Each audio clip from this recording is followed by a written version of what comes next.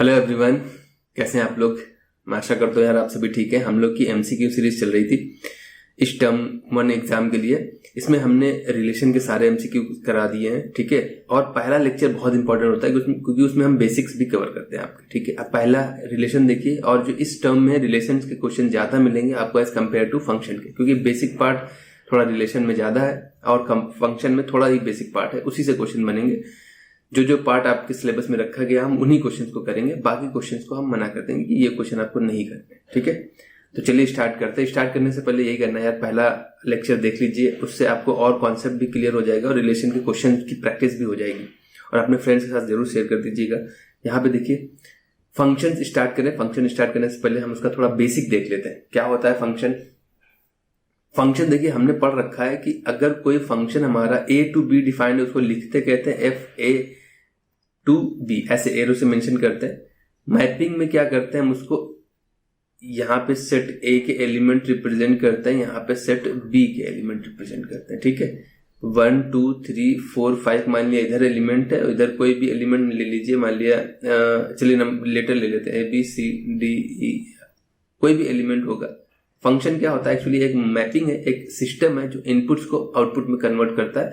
ये condition follow होना compulsory. ये दो कंडीशन किसी भी फंक्शन के लिए कंपलसरी हो जाती हैं, ठीक है। अगर कोई भी given Cartesian product ordered pair का सेट अगर इन दो कंडीशंस को फॉलो नहीं करता है तो वो रिलेशन हो जाएगा, फंक्शन नहीं होगा। अगर फंक्शन है उसको ये दो कंडीशन फॉलो करना जरूरी है। पहली कंडीशन क्या कहती है, अगर कोई फंक्शन हमारा a to b डिफाइंड है, ये फंक्शन देखिए a to b डिफाइंड है ना, तो a to b अगर कोई फंक्शन आपका डिफाइंड है, उस कंडीशन में a के सारे एलिमेंट क्या होने चाहिए, यूज होने चाहिए। All elements of a must be connected with b, ठीक है। ऑल एलिमेंट्स ऑफ a आपके यूज होने चाहिए। दूसरी कंडीशन क्या होनी चाहिए, यूनिक इमेज होनी चाहिए, unique image of a in set b, ठीक है। ये दो देखिए बुक की लैंग्वेज है, ये कभी कभी कई बच्चों को कंफ्यूज करती है। यूनिक इमेज का मतलब क्या है, जैसे कह रहे हैं कि 1 a से कनेक्टेड है, 3 भी a से कनेक्टेड है, क्या ये यूनिक है? बिल्कुल ये यूनिक है। इनपुट हम जो दे रहे हैं उसके लिए इसकी यूनिक इमेज होनी चाहिए। इसी को एक और एग्जांपल से समझते हैं जरा। अगर हम यहाँ पे 1 2 3 दे दें और यहाँ पे दे दें a b c, 1 a से भी कनेक्टेड है और 1 b से भी कनेक्टेड, अभी 1 की यूनिक इमेज नहीं है। 1 की आउटपुट क्या है उसको 3 से मतलब नहीं है।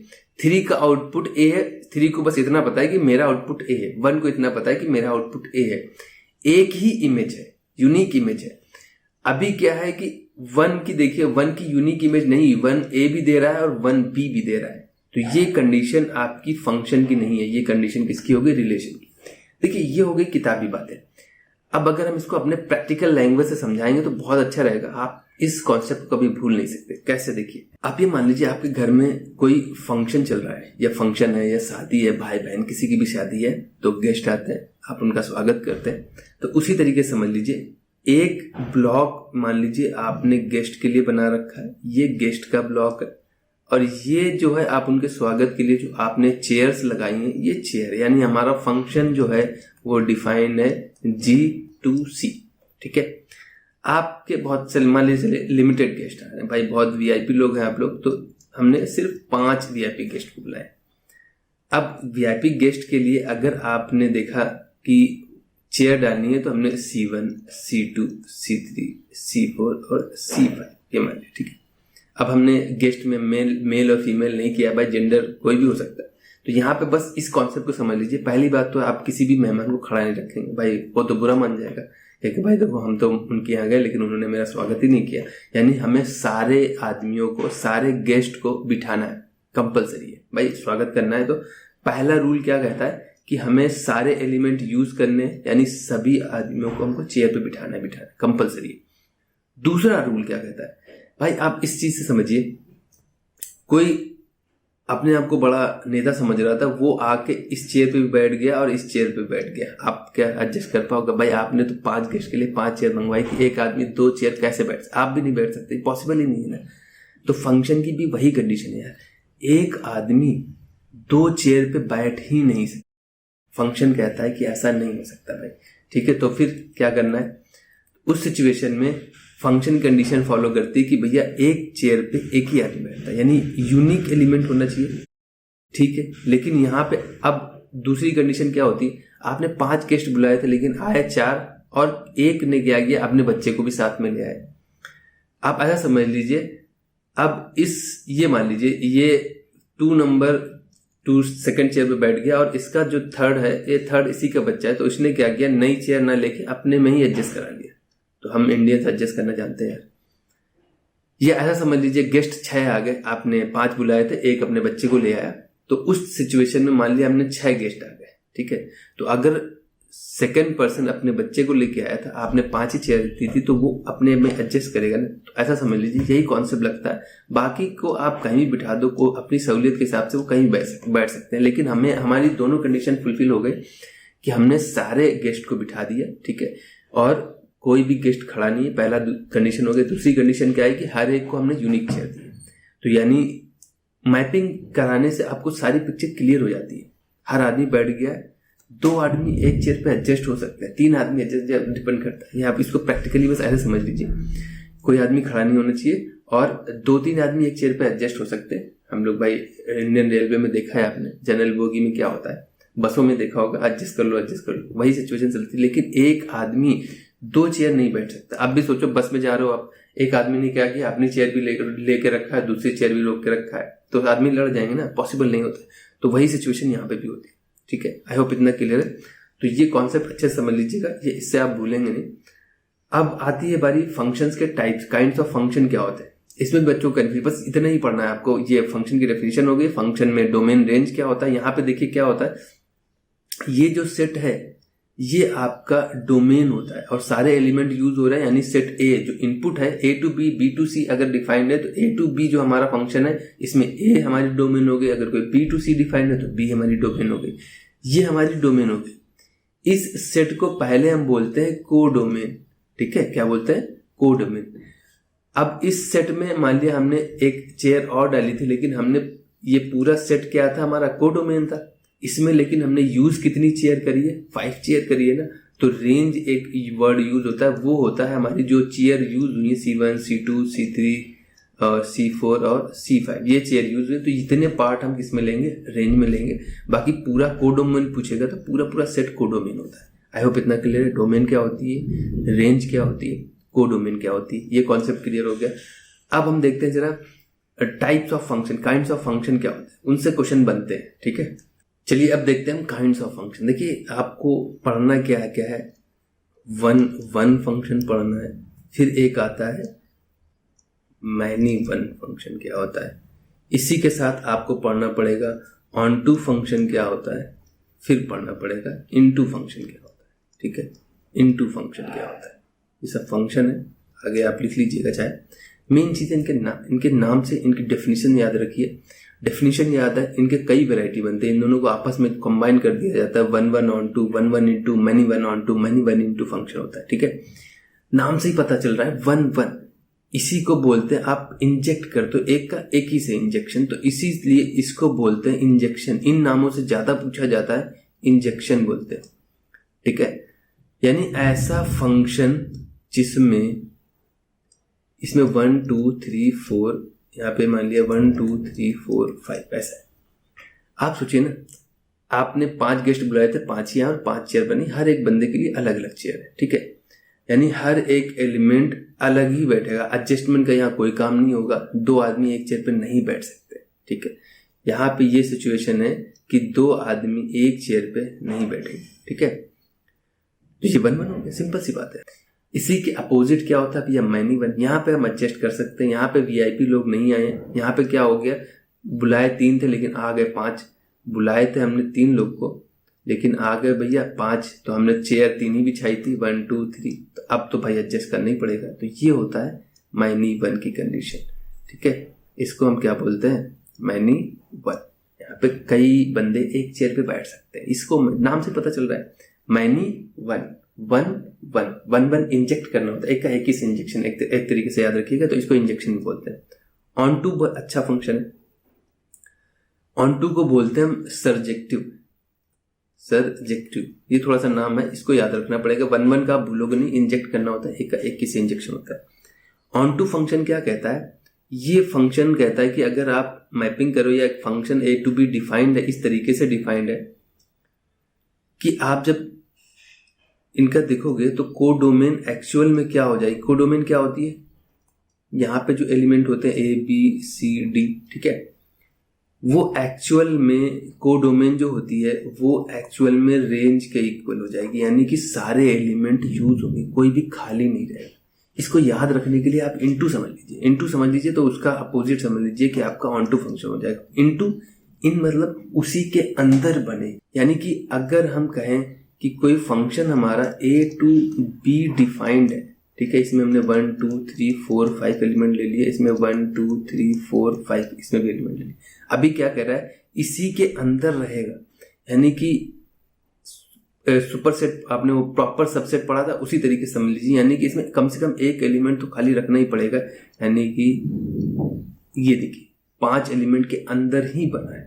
इनटू जो फंक्शन होता है उसमें क्या होता है कि एक कम से कम एक एलिमेंट तो खाली रहेगा, एक से ज्यादा हो जाएगा चलेगा, वो हमारा इनटू फंक्शन हो जाता है। इसी के अपोजिट ऑनटू क्या कहता है, आपने जितने भी एलिमेंट लिए हैं, ठीक है, हर एक एलिमेंट आपका यूज होना कंपलसरी हो जाएगा, ठीक है। यहाँ पे क्या हो गया कि ए बी सी डी हमने ऐसे करा दिया और इसको हमने किसी और चीज पे बिठा दिया, तो फंक्शन की कंडीशन क्या हुई कि हमको सारे एलिमेंट यूज करने थे, तो ए के सारे एलिमेंट यूज हो रहे हैं। दूसरी कंडीशन क्या है, इसमें जितने एलिमेंट है वो भी यूज होने चाहिए, कोई भी खाली नहीं रहना चाहिए, ये हमारा ऑन टू कहता है। इनटू क्या कहता है, इसी के अंदर बनाना है, कम से कम एक एलिमेंट तो छोड़ना ही पड़ेगा, कम से कम। इनटू कहता है उसी के अंदर। ऑन टू क्या कहता है, आपको सारे एलिमेंट यूज करने पड़ेंगे, यानी कोडोमेन और रेंज आपस में बराबर हो जाएंगी ऑन टू के केस में। इनटू के केस में क्या रहेगा, रेंज जो है आपकी वो हमेशा सबसेट रहेगी, किसकी, कोडोमेन की। ये चीज ध्यान रखिएगा। ये सिंबल ऐसे क्वेश्चन भी पूछे जा सकते हैं, ये सिंबल बना के आपसे पूछ लेगा किस सिचुएशन में क्या होता है। अब 1 और ऑन टू को मिला के एक फंक्शन बन सकता है, 1 को इनटू से मिला के एक फंक्शन बन सकता है, इसी तरीके से मैनी 1 ऑन टू बन सकता है, मैनी 1 इनटू बन सकता है, जिस तरीके से 1 ऑन टू 1 इनटू बन रहा है। तो आपको इनकी डेफिनेशन याद रखिए, इनको कंबाइन कर देंगे तो उनकी डेफिनेशन भी कंबाइन हो जाती है, यानी दोनों की प्रॉपर्टी फॉलो कर रहा है तो वो फंक्शन वही हो जाता है। जो फंक्शन 1 भी है और ऑन टू भी है तो वो 1 ऑन टू कहलाएगा, जो फंक्शन 1 भी है इनटू भी है तो वो 1 इनटू कहलाएगा, ठीक है। तो इनटू के उतने ज्यादा क्वेश्चन नहीं बनेंगे, लेकिन हाँ 1 ऑन टू दोनों के ज्यादा क्वेश्चन बनते हैं, क्योंकि इसका यूज आपका इनवर्स में होता है। भाई इनवर्स हम उसी फंक्शन का निकाल सकते हैं जो 1 भी हो और ऑन टू भी हो, ठीक है। तो ये बेसिक चीजें हो गई। एक वर्ड यूज होता है बाइजेक्टिव, ये फंक्शन बहुत पूछा जाता है। बाइजेक्टिव या बाइजेक्शन क्या होता है, बाइजेक्टिव फंक्शन क्या होता है, नाम देखिए बाई आ रहा है, दो चीजें, दो फंक्शन होंगे, इसीलिए नाम याद करना। देखिए इंजेक्शन पता चल गया, सरजेक्शन पता चल गया, बाई मतलब दो, जो इन दोनों को मिला के बने, यानी जो 1 भी होगा प्लस ऑन टू भी होगा। यानी कि अगर इसकी मैपिंग करा के अगर हम एक एग्जांपल देना चाहें तो अगर हमने मैपिंग करा दी 1 2 3 4 और यहाँ पे ले लिया ए बी सी डी, 1 के लिए कंडीशन क्या होती है, एक का एक ही सही इमेज होना चाहिए, ठीक है। ऑन टू की कंडीशन क्या होती है कि कोई भी खाली नहीं रहना चाहिए, इधर भी खाली नहीं रहना चाहिए। भाई फंक्शन की कंडीशन ही होती है कि भैया यहाँ के सारे एलिमेंट यूज करने और यूनिक होने चाहिए। ऑन टू कंडीशन क्या होती है कि यहाँ भी सारे एलिमेंट यूज होने चाहिए। तो देखिए ये 1 भी है और ऑन टू भी है, तो ये दोनों कंडीशन फॉलो करता है। तो ये आपको बेसिक क्लियर हो गया होगा, मान के चल रहा हूँ। फिर भी कोई डाउट है, आप मेरा जो पूरा डिटेल लेक्चर वो देखिए जाके। अब हम कुछ क्वेश्चन कर लेते हैं इसमें, इसीलिए ज्यादा क्वेश्चन नहीं हो पाएंगे क्योंकि हमने यार बेसिक भी कवर किया है। फिर भी आपको डिटेल में पढ़ना है, आप जाके पढ़ लीजिएगा। अगर आपको सेपरेट लेक्चर चाहिए आपके सिलेबस के अकॉर्डिंग तो आप कमेंट कर देना है, हम उसको एडिट करवा के आपके सिलेबस भर का अपलोड करा देंगे, ठीक है। अब देखिए आपकी एनसीईआरटी जो है उसमें ये 11th और 12th दोनों ऑब्जेक्टिव क्वेश्चन दे रखे हैं। तो पहले हम एनसीईआरटी कर लेते हैं। क्वेश्चन नंबर 11 देखिए क्या कह रहा है, एक फंक्शन हमारा रियल डिफाइंड है, ठीक है। फंक्शन ये दे रखा है तो आपको बताना है किस टाइप का। सारी डेफिनेशन हम डिस्कस कर चुके हैं। यहां से देखिए आपको पता चल गया इवन पावर के केस में जब भी इवन पावर होती है और यहाँ पे रियल में हमारे सारे नंबर आते हैं, रियल एक्सिस होती क्या है हमारी, रियल एक्सिस माइनस इनफाइनाइट से प्लस इनफाइनाइट जाती है, ठीक है। अब इस सिचुएशन में आप +1 रखोगे तब भी आपको 1 मिलेगा, -1 रखोगे तब भी आपको 1 ही मिलेगा, यानी इन दोनों का आउटपुट 1 आएगा। तो 1 1 तो हो ही नहीं सकता। तो जहाँ जहाँ 1 1 आ रहा है वो भैया लब से काट दो, ये तो आंसर होंगे नहीं। हाँ मैनी 1 हो गया, तो यानी मैनी 1 हमारा सही है। क्या ऑन टू होगा? आप बताइए, क्या इसका कभी निगेटिव? भाई यहाँ पे इन्होंने क्या दे रखा है, ऐसे देखिए, हम जो फंक्शन डिफाइन कर रहे हैं उसमें हमने रियल नंबर लिए, यानी माइनस इनफाइनाइट से लेके 0 1 2, इधर -1 भी आएगा, और प्लस इनफाइनाइट तक सारे नंबर ले रहे हैं। और जो आउटपुट है उसमें भी भैया हम कुछ इसी तरीके से रियल टू रियल डिफाइन कर रहे हैं। तो ये माइनस इनफाइनाइट से लेकर के यहाँ पे -1 0 1 +1 और ऐसे प्लस इनफाइनाइट तक जाएगा। ठीक है, यहाँ पे हो क्या रहा है कि हम ये सारे आउटपुट जो आएंगे इसके सिर्फ पॉजिटिव में ही मिलेंगे, निगेटिव कोई आउटपुट देगा ही नहीं, क्योंकि fx है क्या एक्चुअल में x की पावर 4 है ना। तो उस सिचुएशन में अगर आप देखोगे तो ऑन टू क्या होता है कि हमें यहाँ के सारे एलिमेंट यूज करने होते थे। ठीक है, ऑन टू यही कहता है। इनटू क्या होता है, उसी के अंदर बना है ना, एक या एक से ज्यादा है, कम से कम एक तो खाली होना चाहिए था। यहाँ पे तो बहुत सारे निगेटिव नंबर खाली होंगे, तो ये ऑन टू भी नहीं है, यानी ऑन टू भी गलत हो गया। यानी ये function neither 1 1 nor onto, D part हमारा सही हो जाएगा। ये है क्या एक्चुअल में, ये मैनी 1 इंटू है। समझ में आ गया? अगर मैनी 1 इंटू दिया होता तो हमारा आंसर सही हो जाता। आई होप इतना क्लियर। फिर भी कोई डाउट है थोड़ा सा रिवाइंड करना यार, कॉन्सेप्ट को अच्छे समझिए। मैंने वैसे भी एक्सप्लेन कर दिया कॉन्सेप्ट को, फिर भी आप चाहे तो डिटेल लेक्चर देख सकते हो हमारा। क्वेश्चन नंबर 12 देखिए क्या कह रहा है। एक फंक्शन आर है जो आपका रियल टू रियल डिफाइंड है, और फंक्शन दे के रखा है 3x दे रखा है, और रियल टू रियल इसी टाइप का सिचुएशन है, यानी यहाँ पे सारे नंबर लेंगे और आउटपुट में भी सारे रियल नंबर रख दिए हमने। Choose the correct answer. आप इसमें देखिए 1 दोगे तो 1 ही आउटपुट आएगा, यानी यूनिक आउटपुट आएगा। देखिए ऐसा नहीं कि यहाँ पे +1 पे वैल्यू वही आ रही थी, वही -1 पे वैल्यू आ रही थी, +2 पे यहाँ पे वही वैल्यू आएगी जो -2 पे वैल्यू आएगी, यानी कई वैल्यूज की सेम वैल्यूज आ रही थी। ठीक है, तो यहाँ पे क्या था, यहाँ इस सिचुएशन में क्या, ये एक स्ट्रेट लाइन है। अगर आप इसको ध्यान से देखो, अगर आप ग्राफ बना के चेक कर सकते हो, एक शॉर्ट तरीका हम बता रहे हैं 1 1 चेक करने का। अगर आप ग्राफ बना ले तो ना सबसे इजी तरीका है इसका। ग्राफ एक्चुअल में y = सिंपल y = x होता, तो ये बिल्कुल मिड से जाता है, ऐसे मिड से जाता है। अभी क्या है, x की वैल्यू 1 रखोगे तो y 3 मिलेगा, यानी ये ग्राफ कुछ इस तरीके से जा रहा है कि x की वैल्यू 1 पे y की तरफ ज्यादा झुक जाएगा, यानी ये ग्राफ आपका ऐसे चला जाएगा इस टाइप से। ठीक है, अब x के पैरेलल अगर आप लाइन खींच रहे हो, कितनी भी लाइन खींच लो, एक ही पॉइंट पे कट करेगा तो वो 1 1 है। अगर मोर देन 1, जैसे sin x का ग्राफ ऐसे जाता है, अगर आप लाइन खींचोगे तो ये देखिए कई पॉइंट पे कट करता है, तो ये 1 1 नहीं होता है। उस सिचुएशन में आप ऐसे ही बता सकते हो, ग्राफ बना लो, x एक्सिस के पैरेलल लाइन खींचो, अगर एक पॉइंट पे कट कर रहा है तो वो 1 1 है, यानी ये फंक्शन 1 1 है आपका, आप चेक कर सकते हो।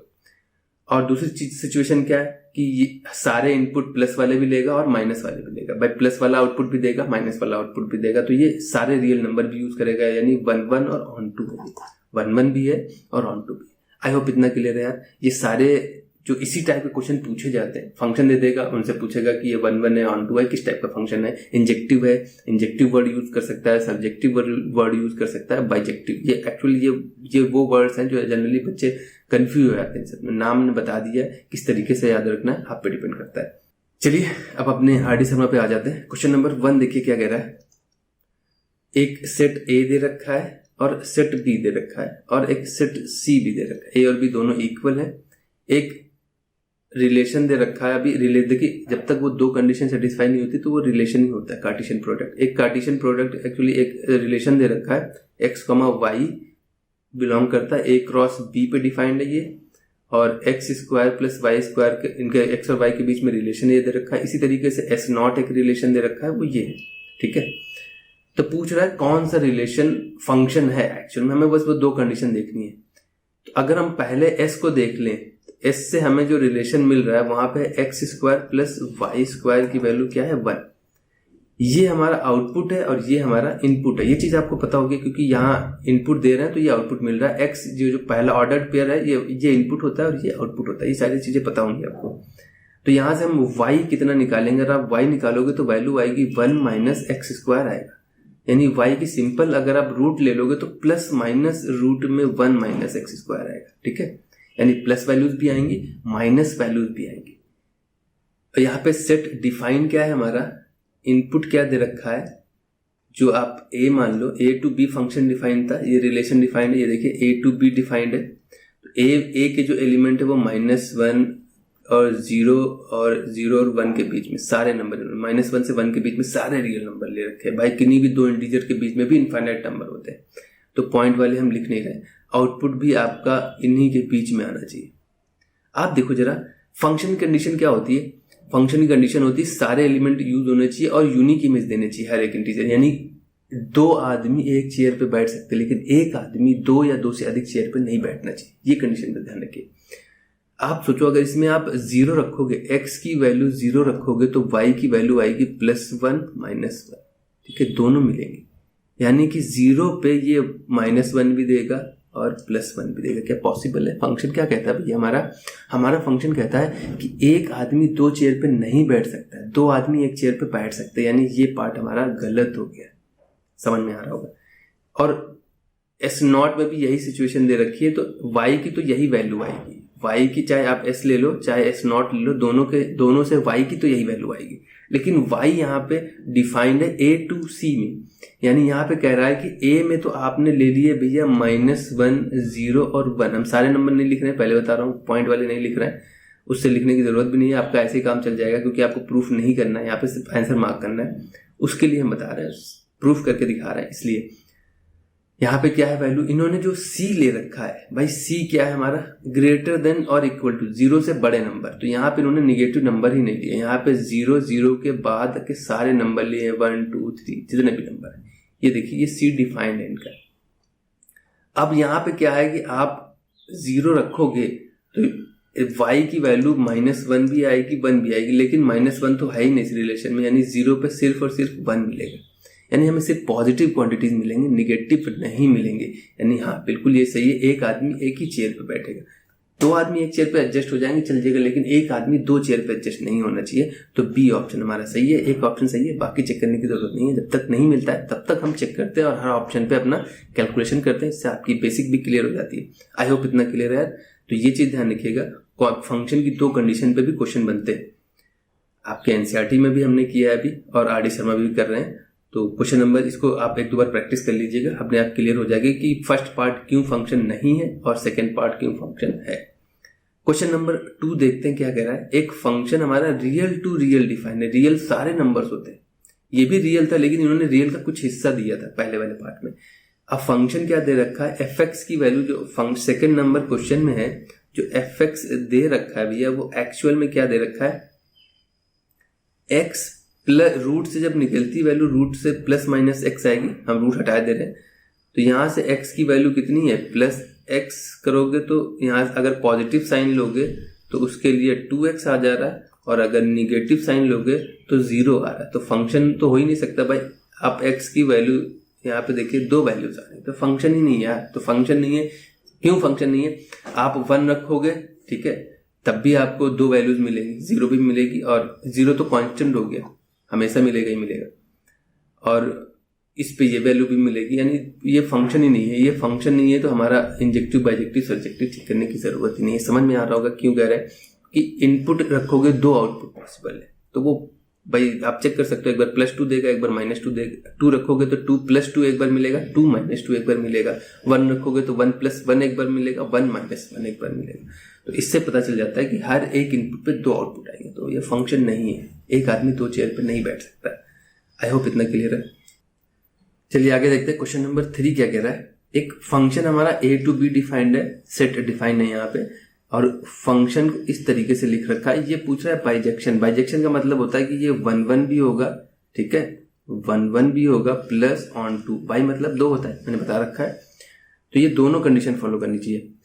अभी क्या है कि फंक्शन निकाले तभी, तो भाई इन्होंने सेट डिफाइन नहीं किया है। सेट डिफाइन नहीं, यानी हमको सेट यहाँ पे निकालना पड़ेगा, यानी x की वैल्यू निकालनी पड़ेगी, इनपुट निकालना पड़ेगा। वो दे क्या रखा है, 3 की पावर fx प्लस 2 की पावर -x, ये है 4 के इक्वल। यहां से हम देख सकते हैं कि 3 की पावर fx की वैल्यू क्या हो जाएगी, 4 - 2 की पावर -x। आई होप इतना क्लियर है, इसमें कोई दिक्कत नहीं है। मुझे पता है कि 3 बेस पॉजिटिव, उसकी पावर कुछ भी कर लोगे तो रिजल्ट हमेशा पॉजिटिव आता है। यानी जो लेफ्ट साइड है ये आपका हमेशा पॉजिटिव है, यानी तो फिर राइट साइड भी आपका हमेशा पॉजिटिव आएगा, ठीक है। ये वैल्यू हमेशा पॉजिटिव देगा तो ये रिजल्ट भी आपका पॉजिटिव ही होना चाहिए, तभी तो इसका इक्वल होगा। पॉजिटिव का मतलब है कि 4 माइनस 2 की पावर माइनस एक्स भी आपका कैसा हो जाएगा, पॉजिटिव हो जाएगा। आई होप इतना क्लियर है। तो यहाँ से पता चल रहा है कि 4 की वैल्यू ग्रेटर देन और इक्वल टू आएगी 2 की पावर माइनस एक्स के। इसको भी आप लिख सकते हो 2 की पावर 2 ग्रेटर देन और इक्वल टू 2 की पावर माइनस एक्स। तो पावर के बीच में भी वही रिलेशन हो जाएगा, यानी 2 की वैल्यू ग्रेटर देन और इक्वल टू माइनस एक्स। अगर आप माइनस से मल्टीप्लाई कराओगे तो इक्वलिटी का साइन चेंज हो जाएगा, यानी कि 2 अभी लेस देन और इक्वल टू हो जाएगा x, यानी x की वैल्यू बेसिकली 2 से इनफाइनाइट जाना चाहिए। माइनस से मल्टीप्लाई कराओगे तो माइनस इधर आ जाएगा, ये प्लस हो जाएगा और इक्वलिटी का साइन चेंज हो जाएगा, यानी -2 से इनफाइनाइट। देखिए पहला ऑप्शन तो नहीं हो सकता क्योंकि ये -1 से ले रहे हैं और हमको -2 से लेना पड़ेगा, तो ये तो ऑप्शन गलत हो गया। दूसरा ऑप्शन क्या कर रहा है कि रियल है लेकिन ये -3 से ले रहे हैं, ये ज्यादा लिए ले रहे हैं, तो ये ऑप्शन भी गलत हो गया। फंक्शन क्या होता है कि भाई हमको सारे एलिमेंट यूज करने हैं इनपुट के। ये देखिए ये इन्होंने सही ले रखा है, क्या b सही है, आउटपुट सही है, 2 से 4 ही आएगा क्या भाई? अगर फंक्शन देखोगे तो 2 से 4 क्या बड़ा आ सकता है? इस यहाँ पे क्या इन्होंने सिर्फ थोड़ा पार्ट ले रखा है क्योंकि 3 की पावर में आपकी वैल्यूज ज्यादा आएंगी, तो इस हिसाब से क्योंकि आप जब इनपुट दोगे यहाँ में सारे एलिमेंट यूज करने और ऑन टू होना चाहिए, तो आउटपुट में भी हमारे सारे एलिमेंट आने चाहिए, तो इसलिए ये वाली कंडीशन गलत हो जाएगी, हमारा डी पार्ट आंसर हो जाएगा। आई होप इतना क्लियर है। क्वेश्चन नंबर 4 क्या कह रहा है, एक फंक्शन हमारा रियल टू रियल डिफाइन है। रियल का मतलब क्या है कि आप इनपुट में भी सारे रियल नंबर रखोगे और आउटपुट में भी भैया सारे रियल नंबर आएंगे, यानी रियल टू रियल डिफाइंड है, यानी माइनस इनफाइनाइट से लेकर के -1 0 1 2 से लेकर के प्लस इनफाइनाइट तक। सेम सिचुएशन यहाँ पे भी है, माइनस इनफाइनाइट -1 0 1 से लेकर के प्लस इनफाइनाइट तक सारे नंबर हैं। अब हमको चेक करना है ये फंक्शन कैसा है। फंक्शन दे रखा है 2 की पावर में x है प्लस 2 की पावर में mod x। देखिए mod x आ जाता है, सिर्फ mod x होता है 2 की पावर mod x।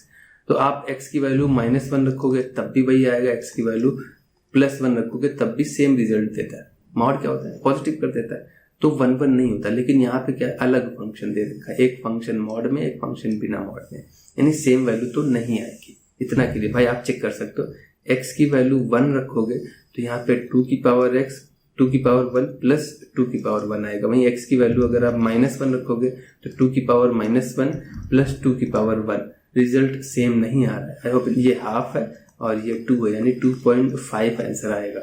और यहाँ पे कितना आ रहा था, सीधा सीधा 4 आंसर आ रहा था, यानी रिजल्ट सेम नहीं आएगा, यूनिक वैल्यू आएगी, यानी ये 1 1 है, मैनी 1 तो नहीं है। अगर मैनी 1 नहीं है तो दोनों ऑप्शन गलत हो गए हमारे। आई होप इतना क्लियर है। अब ऑन टू है कि इन टू है, ये चीज आप देख लो। ऑन टू क्या होता है कि हमारी सारी वैल्यूज, ये वाले सारे रियल नंबर यूज होने चाहिए। अब देखिए कि यूज हो पाएंगे सारे नंबर। मुझे इतना पता है कि ये बेस पॉजिटिव है, आप ऊपर पावर -1 कर लो, -4 कर लो, -5 कर लो, लेकिन रिजल्ट हमेशा पॉजिटिव आएगा, यानी ये निगेटिव वैल्यूज ये नहीं लेगा। इसका मतलब है कि ये ऑन टू तो नहीं है, इन टू है, यानी 1 1 इनटू फंक्शन है। आई होप इतना क्लियर है यार। कोई भी डाउट है थोड़ा सा वीडियो को रिवाइंड कर लेना, आपके डाउट्स क्लियर हो जाएंगे। आगे देखते हैं क्वेश्चन नंबर 5 क्या कह रहा है। लेट द फंक्शन हमारा रियल टू -b और यहाँ पे है रियल टू 1 और फंक्शन दे रखा है ये a और b इक्वल नहीं। एक चीज समझ लीजिए क्यों -b क्यों किया, क्योंकि आप -b रखोगे तो अनडिफाइंड हो जाएगी, यानी डोमेन है, ये डोमेन है और आपकी ये कोडोमेन है या रेंज है, ऐसा समझ लीजिए। अगर दोनों बराबर हो जाएंगी तो रेंज हो जाएगी। यहाँ पे क्या है, आप देखिए a और b इक्वल नहीं है, इसका मतलब ये पूरे कैंसिल नहीं होंगे, यानी 1 कभी नहीं आएगा, यानी रेंज में 1 कभी नहीं आएगा क्योंकि a और b इक्वल नहीं है। डिनोमिनेटर में आप -b नहीं रख सकते क्योंकि वो अनडिफाइंड हो रहा है, इसीलिए डोमेन से इन्होंने -b हटा रखा है। अब आई होप इतना क्लियर है। अब यहाँ पे पूछा है कि फंक्शन के बारे में क्या फंक्शन होगा। पहली बात तो ये कि 1 1 चेक करने का तरीका क्या होता है। पहला तरीका होता है अगर 1 1 नहीं है तो मैनी 1 हो जाएगा। यहाँ पे देखिए फंक्शन है, पहली बात तो ये फंक्शन उन्होंने डिफाइन कर रखा है। पहले चीज ध्यान रखिए, अगर ग्राफ बना सकते हो आप एक्स एक्सिस के पैरेलल लाइन की तो वो 1 1 हो जाता है, एक ही पॉइंट पे कट करना चाहिए। नहीं तो एक तरीका होता है f ऑफ x1 की वैल्यू निकालो और f ऑफ x2 की वैल्यू निकालो, x1 x2 रख दीजिए रैंडमली, दोनों को सॉल्व करिए, एक ही सोल्यूशन आना चाहिए, x1 बराबर आना चाहिए x2 के। अगर ऐसा आ रहा है तो वो 1 1 है। इस सिचुएशन को आप देख के बता सकते हो कि यहाँ पे x1 प्लस a आएगा अपॉन x2 प्लस b आएगा और ये बराबर करना पड़ेगा हमें x1 प्लस a, x1 रख दो और यहाँ पे x2 x2 रख दो, ठीक है। आई होप इतना क्लियर है। f ऑफ x1 है ये, देखिए इस सिचुएशन यहाँ पे हमने x1 रख दिया है और यहाँ पे x2 रख दिया, तो यही तो ये फर्स्ट x1 है पूरा और ये पूरा x2 आ गया। यहाँ ये दोनों तभी इक्वल हो सकते हैं जब x1 बराबर x2 आएगा, अदरवाइज कैंसिल ही नहीं होंगे। आप इसको कैलकुलेशन करने की जरूरत नहीं, क्रॉस मल्टीप्लाई कराओगे और बड़ी सी इक्वेशन बन जाएगी, कॉमन नंबर ले लोगे। एक ही सोल्यूशन है, x1 बराबर x2 है तो पूरा पूरा कैंसिल होकर ये 1 दे देगा और सोल्यूशन नहीं आएगा, यानी ये 1 1 तो है। फिर बचा ऑन टू चेक करने का तरीका क्या होता है। ऑन टू फंक्शन वो फंक्शन होता है, इस चीज को अच्छे समझ लीजिए, ये थोड़ा अच्छा प्रोसेस है, ये आप कहीं भी अप्लाई करोगे तो फंक्शन 1 1 ऑन टू आप प्रूव कर सकते हो। 1 1 समझ में आ गया कि ये बेसिक तरीका है, आपने पढ़ रखा होगा 12th में। नहीं पढ़ा है तो यहाँ समझ लीजिए, सिंपल क्या है कि अगर आउटपुट बराबर है ये तभी पॉसिबल होता है जब इनपुट बराबर हो, ठीक है। ये हमने करके दिखा दिया। ऑन टू फंक्शन क्या होता है, ऑन टू फंक्शन होता है जिसकी को डोमेन एक्चुअल में क्या बन जाए, रेंज, यानी आप रेंज निकालो इसकी। अगर रेंज आपकी पूरी यही आ रही है, अगर ये पूरी रेंज आ जाए तो हमारा फंक्शन कैसा ऑन टू, क्योंकि ऑन टू क्या होता है पूरी जो को डोमेन होती है वो सारी यूज करता है। तो ठीक है, प्रूफ कर लेते हैं। और रेंज निकालने का तरीका क्या होता है, आप उसका इनवर्स निकाल लो, यानी कि ये जो एक्चुअल में y दे रखा है ना, ये x प्लस a अपॉन में x प्लस b, ये फंक्शन है, fx कह दो या y कह दो, बात एक ही। ये आउटपुट है और ये इनपुट है, x यहाँ पे इनपुट रखोगे। तो अब उल्टा करके हम डोमेन निकाल लेते हैं, तो वो यहाँ पे क्या आएगी, x क्या करता है, यहाँ पे x डोमेन बताता है और y क्या देता है, रेंज देता है, ठीक है। अगर हम उल्टा कर दे, इनवर्स निकाल ले, यानी x को y के टर्म्स में निकाल लें तो उल्टा हो जाता है, x रेंज देगा और y डोमेन देगा। तो यहाँ पे आप क्रॉस मल्टीप्लाई करा दो, तो ये रेंज निकालने का तरीका होता है सिंपल सा। यहाँ पे x को y के टर्म्स में निकाल लो तो यहाँ पे वैल्यू क्या आ जाएगी, ये हो जाएगा x y plus b y is equal to x plus a। x को निकालना है तो x को इस साइड ले आइए, तो ये हो जाएगा x कॉमन आ जाएगा, बचेगा y माइनस 1 और ये उस साइड चला जाएगा तो a माइनस बी वाई हो जाएगा। आई होप इतना क्लियर। ये पार्ट हमने उधर भेज दिया और ये पार्ट हम इधर ले आए थे, तो x कॉमन आ गया, यानी x की वैल्यू कितनी आ रही है, a minus b y upon में y माइनस 1। कैलकुलेशन देख लेना, ये आपके ऊपर है टोटली। अब इस फंक्शन की आपको डोमेन निकालनी, यानी आपको यहाँ पे क्या क्या वैल्यूज रख सकते हो। तो इसकी डोमेन एक्चुअल में क्या आ जाएगी, ऑल रियल एक्सेप्ट 1। भाई जैसे इस सिचुएशन में आप माइनस बी नहीं रख सकते थे क्योंकि आप ऑन में माइनस बी रख देते तो अनडिफाइंड हो जाता है, उसी तरीके से इस सिचुएशन में आप माइनस 1 नहीं रख सकते, सॉरी 1 रख दोगे तो ये एक्चुअल में अनडिफाइंड हो जाएगा। और ये देखिए, ये इस फंक्शन की जो डोमेन है वो पुराने वाले फंक्शन की रेंज थी। आई होप इतना क्लियर है। यानी इसकी यहाँ से प्रूव हो रहा है कि को डोमेन एक्चुअल में रेंज के इक्वल है, यानी ये फंक्शन हमारा ऑन टू भी है। आई होप इतना क्लियर। देखिए मैंने बेसिक बताया था, उसमें बताया था कि कोडोमेन रेंज बराबर होती है तो फंक्शन कैसा होता है हमारा, ऑन टू फंक्शन होता है, अदरवाइज इनटू हो जाता है। यहाँ पे देखिए ये फंक्शन कैसा है हमारा, 1 1 भी है और ऑन टू भी है। तो पहला पार्ट तो गलत हो गया, 1 1 है, बट ये भी गलत हो गया, is both 1 1 and onto. C part हमारा सही हो गया कि फंक्शन हमारा 1 1 भी है और ऑन टू भी है। आई होप इतना क्लियर है यार। तो इस क्वेश्चन को अच्छे से 1-2 बार प्रैक्टिस कर लीजिएगा और नेक्स्ट वीडियो में हम कोशिश करेंगे कि मैक्स टू मैक्स क्वेश्चन करा दे जो आपके सिलेबस में, क्योंकि इसमें क्वेश्चन तो वैसे 30-40 के आसपास दे रखे हैं और सारे नहीं अटेम्प्ट करने क्योंकि काफी सिलेबस हटा दिया गया आपका। तो हम वही क्वेश्चन कराएंगे जो आपके लिए आपके एग्जाम में इंपॉर्टेंट है, जो आपके एग्जाम में आएंगे, उसी लेवल के क्वेश्चन भी कराएंगे। और साथ ही हम आपका जो सैंपल पेपर है वो भी नेक्स्ट वीक या उसके बाद हम स्टार्ट कर देंगे। 3 लेक्चर 4 लेक्चर में वो पूरा कंप्लीट हो जाएगा, सेक्शन वाइज करा देंगे, section A, section B, section C, ठीक है। तो पूरा कंप्लीट हो जाएगा और क्योंकि उसको आप जरूर देखिएगा क्योंकि उसमें हम क्वेश्चंस को एक्सप्लेन करेंगे तो आपका कॉन्सेप्ट भी क्लियर हो जाएगा, ठीक है। आई होप इतना क्लियर है। कोई भी डाउट, कोई भी सजेशन रह जाता है, लगता है कि ये इस पार्ट में अगर कोई मिस्टेक रह गई तो आपको बस कमेंट कर देना है, उसको हम देखेंगे और उसको करेक्ट करेंगे अगर कोई मिस्टेक है, ठीक है। तो नेक्स्ट वीडियो मिलता है, तब तक सेफ रहिए।